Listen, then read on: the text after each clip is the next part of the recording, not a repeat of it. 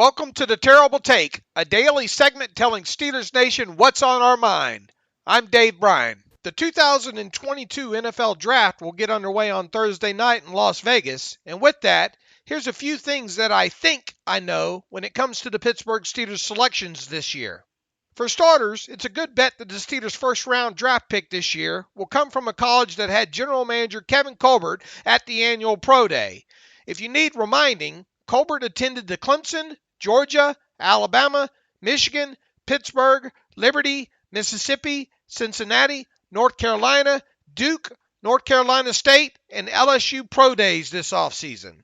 Also, if the Steelers' first-round selection this year is not a quarterback, expect that player to hail from a Power 5 school, if indeed outside of the schools that Colbert visited this offseason. With the Steelers heavily scouting the top quarterbacks in this year's draft class, it's obviously a good bet that they will select one this year in the first two rounds, with their first-round selection being the highest probability of the two. In short, it's a good bet that one of Malik Willis, Kenny Pickett, Matt Corral, Desmond Ridder, or Sam Howell will be a member of the Steelers after the first two rounds of the draft have been completed. Moving past the quarterback position, I think there's a good bet that we see the Steelers draft a safety with one of their first four selections this year, and the same goes for the wide receiver position.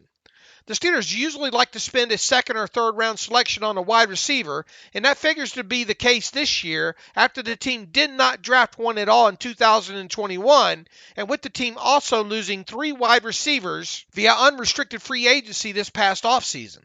What else do I think I know about the makeup of this year's draft class? Well, it will be quite a surprise if the Steelers exit this year's draft without a young outside linebacker. While they did draft one last year in Quincy Roche, he is no longer on the team. The team needs another young linebacker to groom pronto to have behind TJ Watt and Alex Highsmith. I would also not count on the Steelers drafting a tight end this year, and the same goes for the center and guard positions.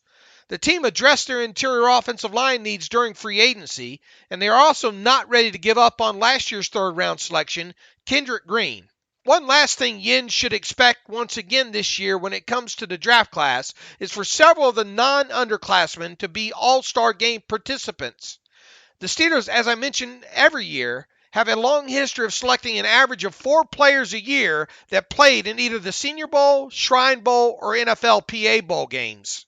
So, that's a short list of things that I think I know when it comes to the Steelers' 2022 draft class. I hope you all have enjoyed the pre-draft coverage this year, and we look forward to discussing the team's 2022 draft class with you come the end of the weekend. Be sure to follow us at SteelersDepot.com and check out episodes of The Terrible Take every day at 5 p.m. Eastern Time. And check out The Terrible Podcast with myself and Alex Kozora every Monday, Wednesday, and Friday.